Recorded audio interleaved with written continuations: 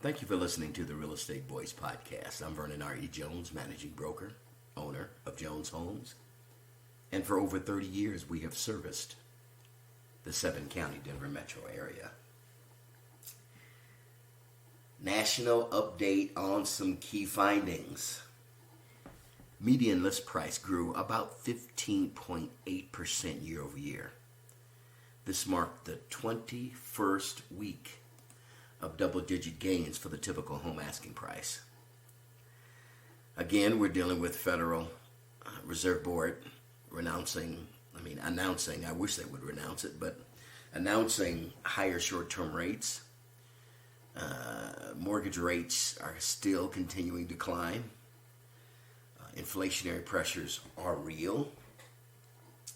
An increasing challenge, one for first-time homebuyers I'm looking at, is many are contending with rents continuing to grow 4 to 5 times faster than pre-pandemic. Other buyers are moving to find affordability with metro areas in the Sun Belt, particularly Texas, seeing the biggest net improvement in traffic as locals stay and outsiders aim to move in for the affordability. That 15.8% year-over-year price is a reduced number compared to some of the other weeks of earlier in the year. We had some numbers at 16, 17, 18, 20% in some places. So that again lets me know that the home price growth is slowing. New listings. A measure of sellers putting their homes up for sale. A month ago, I was discussing with a client that the numbers were up 3%. Now they are up 4% above 1 year ago. That may be just 1%, but it's a 25% increase month over month of sellers putting their home on the market. Now that we're in May, of course, we're in the heart of home selling season, and over the last few years, we tended to see the number of new listings peak on an absolute basis this month. Seller confidence and record high asking prices is contributing to the growth in the number of sellers this year over last. Also, in talking with sellers, a lot of my sellers the inflationary pressures are causing them to have a little concern that an interest rates rising concern, because obviously the buyer pool shrinks up, less affordability. How much higher can home prices go? Well, I try to tell people, look, we're not in no housing bubble issue here. And I say this over and over again. I try to reiterate it. Our inventory is too low to have a housing bubble. It's just too low. But because of inventory and interest rates, our buyer pool is shrinking. That is what's trying to normalize the real estate market.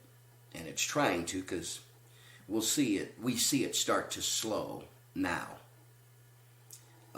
Obviously, with less buyer inventory in the market, we'll see less sellers moving their inventory as fast.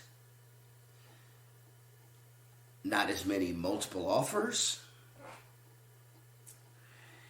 And sellers may not get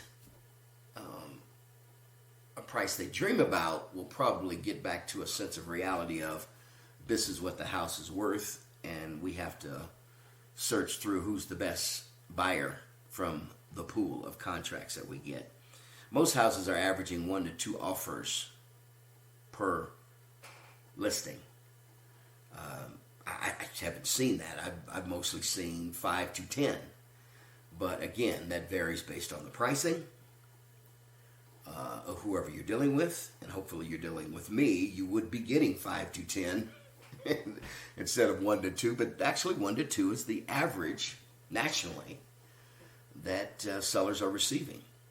Again, I have a different strategy to make offers be, list prices be more palatable, which brings people in to want to put an offer in it, and usually a higher one. active inventory grew for the first time since 2019, while the size of the improvement rounded to around slightly 1%. This week's data marks the first time that inventory figures weren't lower than the previous year since June of 2019. Active listings still are 60% below its level right at the onset of the pandemic. So in other words, we're still hanging at 58, 59, 60% below the supply. And let me tell you, back then, it was still historic low inventory. This means basically for every 5 homes available for sale in the earlier period, there's just 2. In other words, homes for sale are still limited. I'll say that time and time again, but you get my drift here.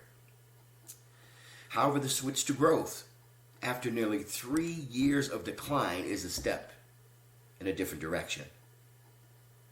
Even though inventory continues to lag pre-pandemic normal. To round it out, homes spent 6 days less on the market than this time last year. Not a surprise. There's less inventory than last year. Houses are staying on the market less. But I tell all my buyers out there and all my sellers, the market is slowly shifting. Any questions about this podcast, please feel free to give me a call, 303-359-8218. This is Vernon Jones with the Real Estate Voice. Thank you for listening, and as always, please be safe.